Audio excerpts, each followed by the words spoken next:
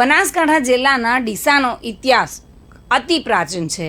કહેવાય છે કે વર્ષો પહેલાં અહીંયા અંગ્રેજો પોતાની છાવણી નાખી હતી અને અંગ્રેજોને ડીસાની આબોહવા ખૂબ જ અનુકૂળ આવી હતી। માટે જ અહીંયા ઘણા એવા સ્મારક છે જે અંગ્રેજોના બનાવેલા છે અને આજે પણ હયાત છે।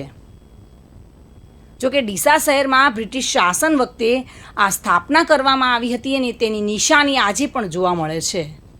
ડીસામાં સ્થાપાયેલ પ્રાચીન મંદિરોની સ્થાપના પણ બ્રિટિશ શાસન દરમિયાન કરાયેલી છે। જોકે રિશાલેશ્વર મહાદેવ જે નામ રિશાલા પરથી પાડવામાં આવ્યું હતું। રિસાલા એટલે સેનાનું વિશ્રામ કરવાનું સ્થળ। શહેરના સૌથી પ્રાચીન વિસ્તાર એવા માનવામાં આવતા રિશાલેશ્વર મહાદેવ મંદિરની આસપાસના વિસ્તારને આજે પણ રિસાલા વિસ્તાર તરીકે ઓળખવામાં આવે છે। ત્યારે આજથી શરૂ થતા શ્રાવણ માસનો એક નવું લેખ બન્યો છે કે જેમાં 72 વર્ષ બાદ શ્રાવણ માસ શરૂ પણ સોમવારથી થાય છે અને પૂર્ણ પણ સોમવતી અમાવસથી થાય છે।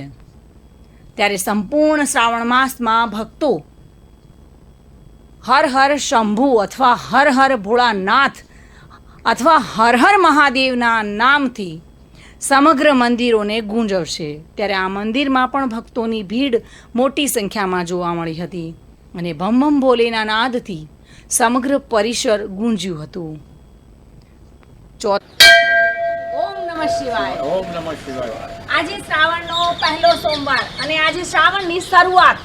જો કે જોગાનું જોગ એવા સંજોગ બન્યા છે કે શ્રાવણના સોમવારથી જ શ્રાવણ શરૂ થયો છે અને સોમવારના દિવસે જ પૂરો થઈ રહ્યો છે। એટલે કે 72 વર્ષે આ યોગ બન્યો છે અને સમગ્ર દેશના શિવાલયો જે છે તે ઓમ નમઃ શિવાયના નાદથી ગૂંજી રહ્યા છે।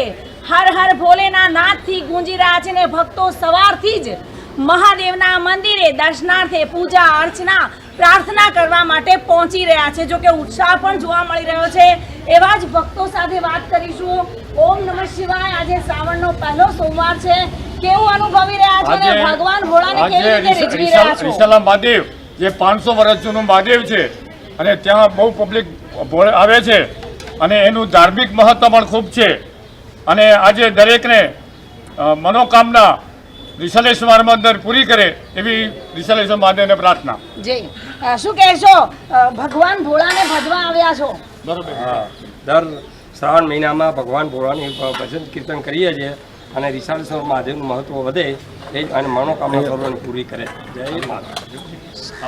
મહિલાઓ પણ છે, સવારથી જ ભારે ભક્તોની ભીડ જોવા મળી રહી છે।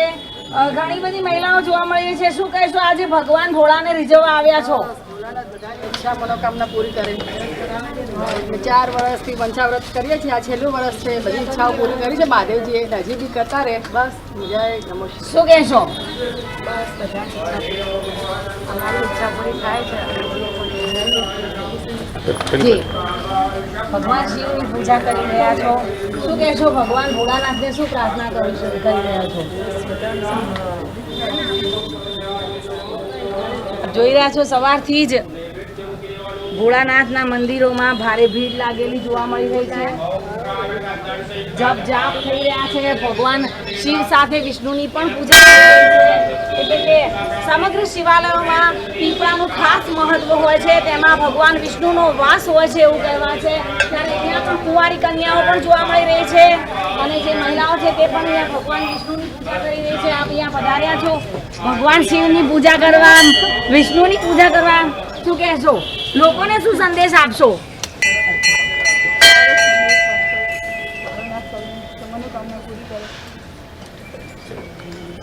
ભગવાન શિવ પર દૂધનું જળાભિષેક થઈ રહ્યું છે।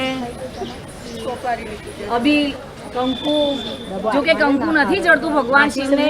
અબીલ, ગુલાલ, સોપારી, ચોખા, કાળા તલ, સાકર, ગોળ અનેક એવા દ્રવ્યો સાથે ભગવાનની પૂજા થઈ રહી છે। ઘાસ, કહી શકાય કે અલગ અલગ ફૂલ, જો કે ભગવાનને કેતકીનું ફૂલ નથી ચડતું પરંતુ બીજા ઘણા બધા એવા ફૂલો ચડે છે અને ભગવાનને ખાસ કરીને ધંતુરો ખૂબ જ પસંદ છે, જેથી ધંતુરો પણ આજના દિવસે લોકો ચડાવી રહ્યા છે અને ભગવાન શિવની પૂજા અર્ચના મહિલાઓ ખાસ કરીને કરી રહી છે, કારણ કે ભોળાનાથ એ ખૂબ જ ભોળા છે અને સર્વની મનોકામના પૂર્ણ કરે છે. ત્યારે મહિલાઓને તો ખાસ અપેક્ષા હોય છે તેમની મનોકામના મનો ઈચ્છા પૂરી કરાવવાની માટે જ. આપ જોઈ રહ્યા છો મોટી સંખ્યામાં મહિલાઓ જોવા મળી રહી છે, લાઈનો લાગી છે, કતાર છે. પીપળાનું પૂજન કર્યા બાદ તે ભગવાન શિવના દર્શનાર્થે જશે, તેમને પણ જળાભિષેક કરશે. જે રીતે આજે ભારે ભીડ જોવા મળી રહી છે, ખરેખર શ્રાવણનો પહેલા સોમવારથી જ પહેલા દિવસથી જ ભક્તોમાં ભારે ઉત્સાહ જોવા મળી રહ્યો છે.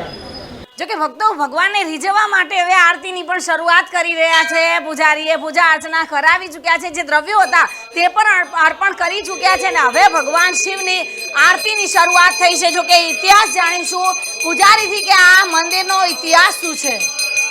શ્રી રિશાલેશ્વર મહાદેવ કી જય. આ રિશાલેશ્વર મહાદેવ અંગ્રેજો વખતના અંદર આ મંદિર બનેલું. અંગ્રેજોના અહીંયા આગળ હતા અને એ ટાઈમે ઘોડેસવારોનો રસાલો પડ્યો રહેતો હતો અને એના પડા હિન્દુઓ જે ભાઈઓ હતા એ ઘોડેસવારોના અંદર એ લોકોએ આ મંદિરની સ્થાપના કરેલી અને ત્યારથી આ મંદિર રિશાલેશ્વર તરીકે એમનું નામ આપવામાં આવ્યું છે.